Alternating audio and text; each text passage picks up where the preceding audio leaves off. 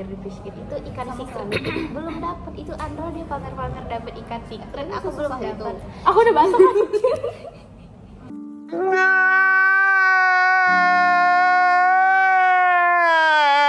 Ikan secret di Fish Eat. Ntar aku tadi ngapain sih? Guys, Waduh, Ngerekam ada apa rekaman nih? Ngerekam apa nih, Bel? ini kan kita mau bikin tugas, gimana sih? Tugas Oh iya. sistem teknologi dan informasi. Iya, deadline-nya kapan? Deadline kapan? Besok. Iya. Waduh, Mana ya guys? Kita langsung berkenalan aja kali ya. perkenalan dulu. Ayo. Dulu dari aku dulu. Halo semuanya, kenalin nama aku Sabila Zahra Dianto, biasa dipanggil Abel. Halo semuanya, perkenalkan nama aku Ayu Andina Suwondo, biasa dipanggil Ayu. Halo semuanya, perkenalkan nama aku Alexa. Aku biasa panggil Alex Bijer. Anjay. Nice. Guys, kita bikin video apa sih? Ini loh, aku tuh pengen bahas BSI. Kalian tuh tahu BSI nggak sih? BSI? Nggak tahu, Nggak apa tuh tahu. BSI?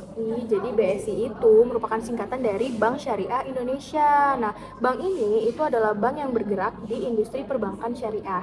Bank BSI ini tuh diresmikan pada tanggal 1 Februari tahun 2021 sebagai hasil merger dari PT Bank Mandiri Syariah, PT Bank BRI Syariah, dan juga PT Bank BNI Syariah. Nah, karena udah didirikan, akhirnya bank ini tuh jadi bank milik Himbara atau himpunan bank milik negara yang mayoritas sahamnya itu dipegang oleh PT Mandiri. Oh gitu. Oh gitu. Terus kenapa kita bahas BSI, Bel? Ya, jadi aku tuh habis baca-baca berita dan aku tuh baca berita tentang ancaman yang terjadi ke BSI ini. Jadi BSI ini tuh pernah kena ancaman information system namanya ransomware. Bel, berarti ransomware itu apa sih? Jadi ransomware itu merupakan malware yang berbahaya yang dapat menenkripsi data korban dan meminta tebusan untuk dapat mendapatkan kembali akses terhadap data tersebut. Nah, serangan ransomware terhadap BSI ini terjadi pada Mei 2023. Ya, jadi pada saat itu tuh total kebocoran data yang dialami oleh BSI itu sekitar 1,5 terabyte. Aduh, gede juga ya, Ya Bel, ya. kan? Pasti kerugiannya banyak banget ya? Wah, pasti sih. Guys, berarti kerugiannya itu yang pertama-tama gini. Berarti sesuai yang dikatakan oleh Abel tadi, ransomware itu kan enkripsi data bank gitu ya. Berarti nasabah-nasabah bank BSI selama masalah tersebut terjadi nggak bisa narik duit gak sih? Iya, karena kan Iya. datanya kekunci. Iya bener. Berarti setelah masalahnya berhasil diatasi, kira-kira para nasabah bank BSI-nya langsung turun kepercayaan gak sih ya? Iya, Kalau aku pasti jadi sih. nasabahnya pasti sih. Iya, kalau aku jadi nasabahnya juga pasti uangnya langsung aku tarik lah, takut hilang ya. Bener. Berarti nasabah ini nih pada kabur ke bank pesaing kan ya. Bener. Terus juga katanya tadi data banknya kan bocor ya, data nasabah. Itu kira-kira ada resiko nggak sih guys untuk data-data ini dijual ke dark web? Pastinya ya, soalnya ada peluang banget di situ buat dijual. Biasanya Bener. kalau data bocor itu dijual pasti. Bener. Takutnya disalahgunakan ya Iya, data-data kita. Bener. Apalagi kan dia juga minta tebusan, otomatis itu pasti motifnya finansial dong. Finansial, ya bener. kan? Iya. Bener. Most of the case kalau misalnya peretasan kayak gitu, hacker-hacker gitu memang paling banyak motifnya finansial ya. Rugi banget gak sih udah minta tebusan. Bank BSI pasti juga melakukan revitalisasi sistem pertahanannya kan, sistem keamanannya, terus di-upgrade lagi ya kan. Pasti ngabisin duit banyak banget tuh ya. Ya ngabisin duit banyak banget. Terus kira-kira gimana ya cara antisipasinya biar kejadian kayak gini tuh nggak terjadi lagi di kemudian hari? Iya bener banget tuh, gimana ya caranya ya? Nah jadi salah satu caranya itu dengan penguatan arsitektur keamanan dan sistem operasi.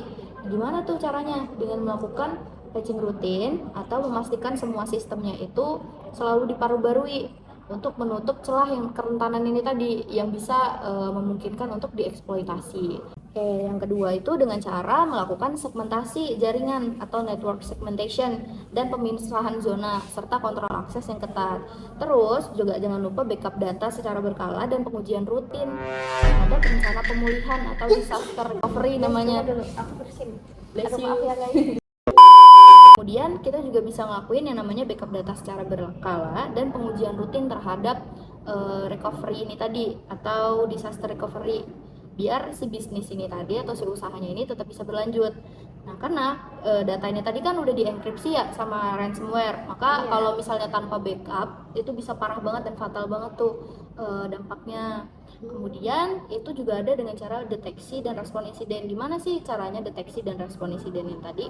Kan ini udah kejadian nih, penanggulangannya itu dengan cara membangun sistem deteksi intrusi untuk memonitor aktivitas yang mencurigakan. Kayak kemarin kan udah dijelasin juga ya di kelas kalau misalnya admin itu bisa ngecek ada aktivitas yang mencurigakan. Iya, Kalau misalnya ada yang akses, misalnya jam-jam 1 ada yang akses Jam-jam kan, malam ya. itu mencurigakan banget ya. Jadi penting tuh sistem deteksi yang seperti itu. Kemudian prosedur respon insiden yang jelas gimana tuh kalau misal instalasi ketika terindikasi serangan dengan cara melakukan pemadaman atau kayak di shutdown, temporary shutdown gitu. Jadi biar nggak menyebar begini tadi, beberapa channel itu dipadamkan dulu sementara biar tidak menyebar luas. Kemudian penting juga nggak sih kalau misalnya kita ngelakuin kayak simulasi gitu, ini kalau misalnya staff IT-nya udah terbiasa dengan serangan-serangan kayak gitu, dia tahu tuh abis ini kalau misalnya ada serangan yang serupa apa yang harus dia lakuin. Jadi kayak dia nggak downnya nggak lama, nggak nyampe berhari-hari. Nah gitu. iya, pencegahannya berarti di awal ya kan ya, jadi tuh kayak nggak terjadi lebih parah kayak yang Iya, lalu benar. bocorannya. Kan ibaratnya kita kayak ngasih vaksin gitu nggak Iya, sih? benar. Nah iya benar. Terus yang kemarin itu lama ya dia shutdownnya, maksudnya nggak bisa perbaikannya diakses, bisa sampai lama. berhari-hari. Kalau misalnya kita sering ngelakuin latihan simulasi kayak gitu kan pasti penanggulangannya harusnya lebih cepat ya dari yang Iya, benar. pertama kali terjadi. Kemudian ada yang namanya pemantapan kepercayaan nasabah. Nah, yang aku dengar-dengar tuh ya kemarin waktu kejadian ini terjadi itu tuh transparansi dari si Bank BSI ini kurang. Jadi sebenarnya kalau misalnya udah kejadian seperti ini yang perlu kita tekenin itu kan loyalitas nasabah ya. Karena kayak tadi kata Alexa kan kerugiannya salah satunya nanti pasti mereka pindah ke bank lain, semua kita tarik kan. Kalau kita jadi nasabahnya juga pasti kita tarik kan uangnya. Bener Jadi banget. waktu kejadian itu harusnya BSI itu lebih transparan dalam menanggulangi kasusnya. Gimana sih kelanjutannya uang-uang si nasabah ini, gimana sih kelanjutan kasusnya? Soalnya kan banyak ya, bukan sedikit uang nasabah di Iya situ. bener banget, aku kemarin lihat berita katanya ada yang sampai kehilangan uang 300 juta Nah, gitu. itu banyak banget itu uang 300 juta ya. Apalagi kan kalau misalnya nasabahnya itu pengusaha Iya, atau benar. yang butuh untuk muter uang kayak gitu 5 kali hal yang Ya, tanpa transparansi fatal banget tuh efeknya buat reputasinya kan. Bener banget, bener Terus banget. itu juga nyambung tuh kalau misalnya kita butuh juga yang namanya penyusunan rencana komunikasi yang krisis itu. Kalau misalnya terjadi krisis-krisis kayak gini pasti komunikasi itu adalah hal yang paling penting kan, gimana Bener banget. kita kejelasan apa yang bisa dikasih sama BSI ini ke nasabah gitu kan. Kemudian monitoring dan respon terhadap potensi penipuan atau kayak kan pasti banyak banget tuh pihak-pihak yang mau memanfaatkan kondisi ini kemarin. Nah iya, apalagi kan datanya sempat bocor ya, ada Iya, yang calling guys. benar-benar Pasti ada tuh yang ngelakuin kayak phishing terus segala macam. Nah, untuk menanggulangi biar itu nggak terjadi dan harapan kita semoga nggak terjadi lagi ya ke depannya. Tapi monitoring dan respon terhadap potensi penipuan ini juga penting banget ya BSI selanjutnya. karena kan data nasabah itu bocor juga karena kelalaian dari si bank ini. benar. Dan agar tidak terjadi masalah baru yaitu penipuan-penipuan ini tadi, monitoringnya penting banget nih untuk monitoring terhadap potensi penipuan. Kayak kurang lebih itu nggak sih kak kalau yang bisa bisa diantisipasi sama usaha sejenis ini gitu kalau misalnya sempat terjadi ransomware. Benar banget. Semoga aja nggak akan ada lagi ya kejadian kayak gini. Amin. Semoga ini aja deh soalnya ini viral banget ya sebelumnya ya. Iya bener banget. Karena kan itu pasti nasabah BSI itu berapa banyaknya nggak Iya sih? bener. Sampai 1,5 TB kan ya Iya, tadi ya. itu pun datanya udah ada juga data-data karyawan, data-data nasabah segala macam. Bener Yang banget. dikumpulkan gede banget juga ya. Bener banget. Ya. Mungkin itu aja kali ya guys yang mau kita bahas kali ini. See you in the next video. See you next video. Bye bye. Bye guys.